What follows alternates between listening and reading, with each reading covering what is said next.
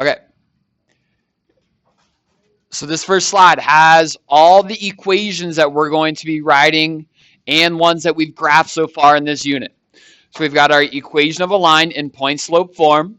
Remember, these are linear functions. Let's just attach that there. I want us being able to name the function, and it is linear, but we'll write the equation in point slope form. We have the absolute value form or function, and then we have a quadratic function.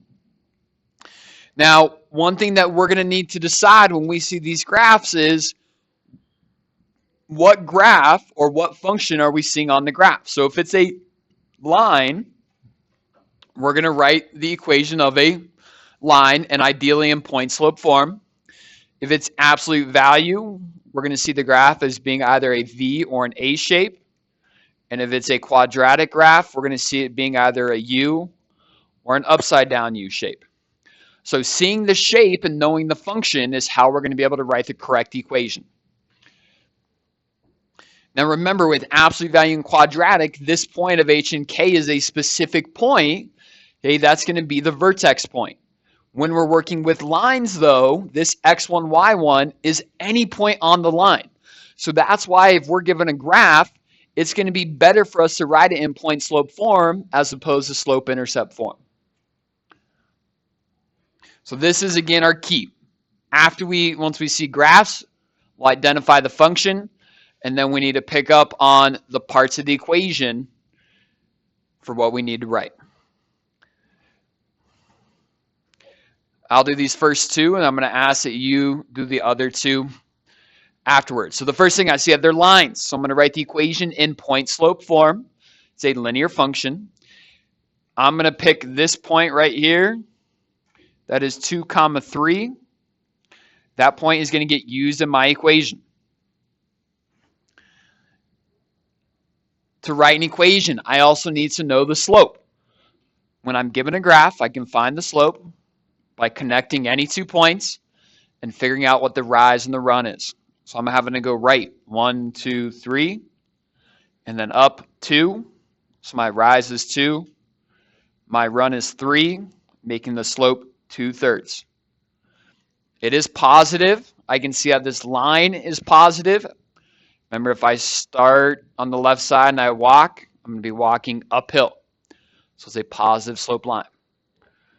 So after you've identified all the parts that go into the equation, now we just got to piece it together.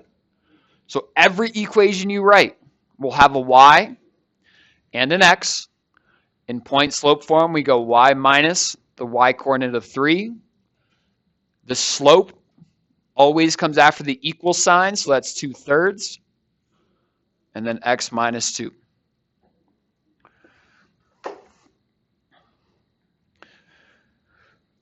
All right, let's do one more together. And then you'll have 2 graphs you can do at the bottom left here. And again, you can pick any point. It doesn't need to be the one that I'm identifying. So I've got 6, -4. I'm going to find the slope, connecting these 2 points, figuring out that the rise is 1, 2, 3, 4. I'm going down there, so I'm saying that my rise is negative.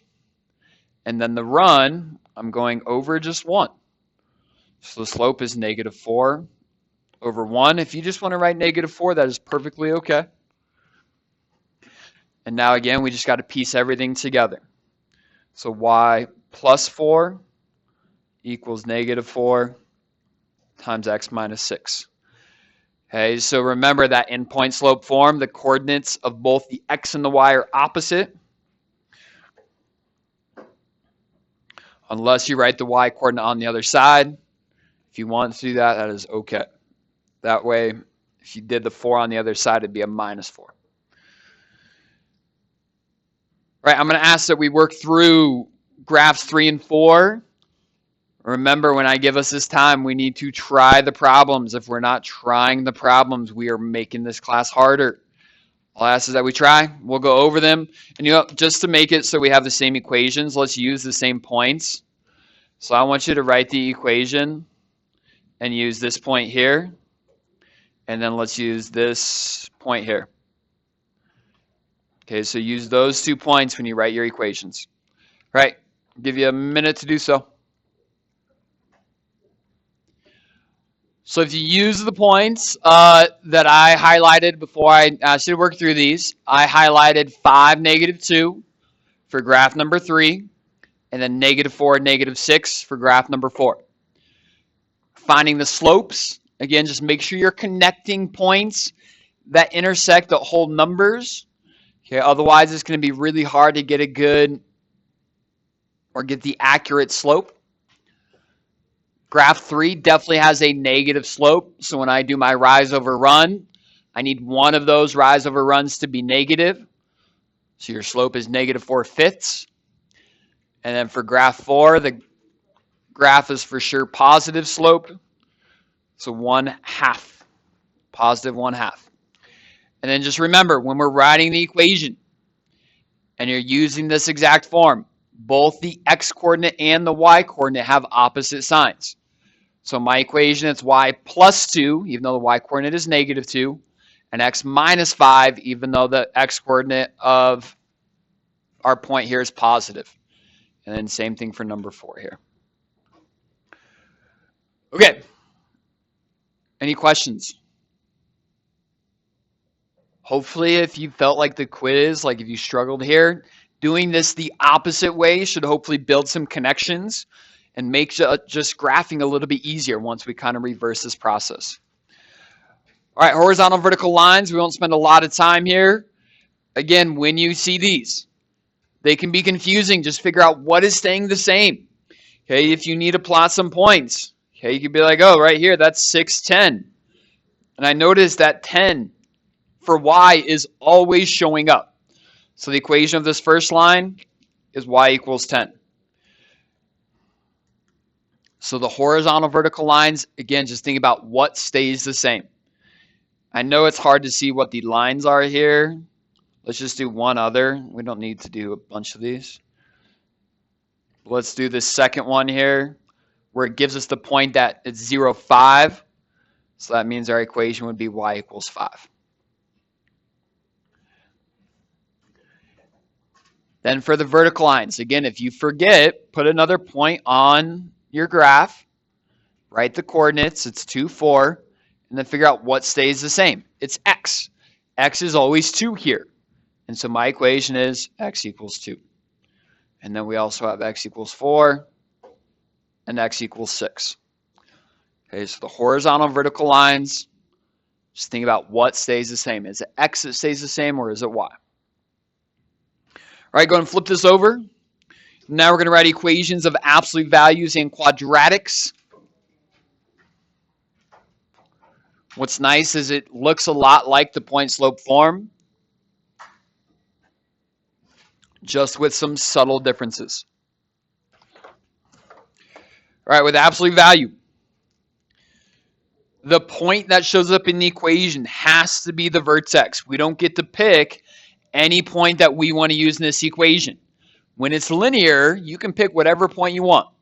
Okay, but absolute value and quadratic, it has to be that vertex. So the vertex for number 7 is -2, 3. And the vertex for number 8 is 2, 1.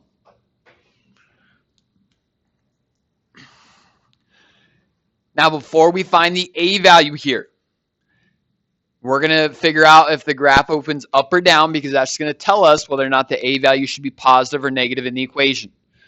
So when it's an A shape, that opens down, and that tells us that a is negative. When it's a V shape, that tells us that the graph opens up and that the a value is positive.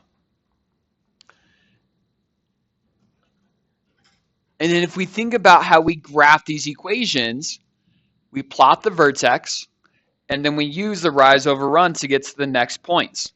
So that's all that we need to do here. Okay, just figure out what is the rise over run to get to the next points that are plotted here. So here I'm going over 1 and then down 1, 2, 3, 4, making the a value -4. For number 8, I'm going over 2 and then up 1, 2, 3, It's still rise over run, so the a value here is a positive 3/2.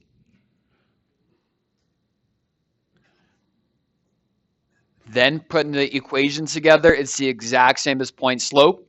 It's just that we're not using the parentheses anymore. Now we're going to use the absolute value brackets. So y minus 3 equals -4 absolute value of x plus 2. It's those absolute value brackets that makes this equation an absolute value function.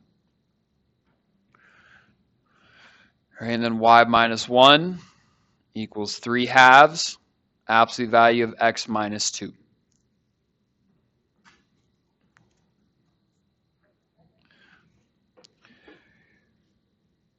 All right, let's have everybody come up with equations for 9 and 10. Okay. Let's check our work here. So again, make sure that the point we use is the vertex point, which again is like the tip of the A or the bottom point of the V. So in number 9, you get 0, 6. X is 0, y is 6. And for number 10, it's 0, 0. Then the A value for number 9, again, when I do the rise over run from the vertex to the next point, I'm going over 1 and down 3. So that A value is -3, making the equation y minus 6 equals -3 absolute value of x. And remember, you could also see this equation written as -3 absolute value of x plus 6, where that y coordinate has been added to the other side. Okay, we worked with both those forms when graphing.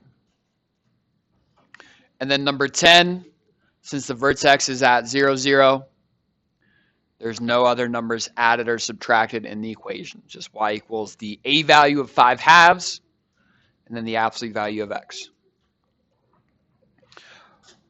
Okay, one last function here, and then you're going to get a good amount of homework time today.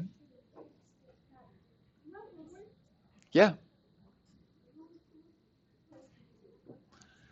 It won't be, well, you got 2 pages, but it's because the graphs take up a lot of space. But yeah, it shouldn't be too bad. Okay, any questions about the absolute value graphs? Writing equations from them?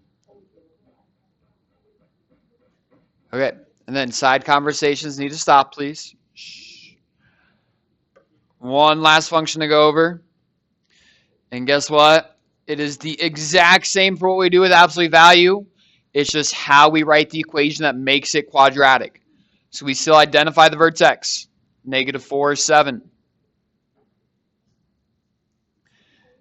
The a value, you find the exact same way. We have to go over 1, and then based on how far up or down we go, that's going to tell us the a value. So I went over 1, and I have to go down 2. That means the a value is -2.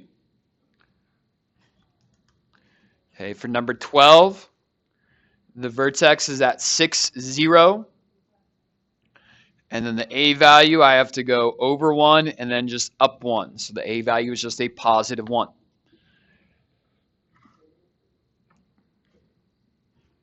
So again, it's the small difference in how we write the equation that makes this quadratic as opposed to absolute value. But everything's the exact same here. So it's y minus that y coordinate, so y minus 7, equals the a value of -2, and then x plus 4, and then the exponent of 2, making that a quadratic equation. So regular parentheses, and then squared, so to the power of 2. Number 12, there's no y is 0, so we're just going to say y equals a value of 1, and then x minus 6 squared. Okay, again, the squaring is what makes this quadratic. All right, once again, I'm going to ask that we try 13 and 14. All I need you to do is to try these. At the very least, identify the vertex and the a value and try to come up with the equation.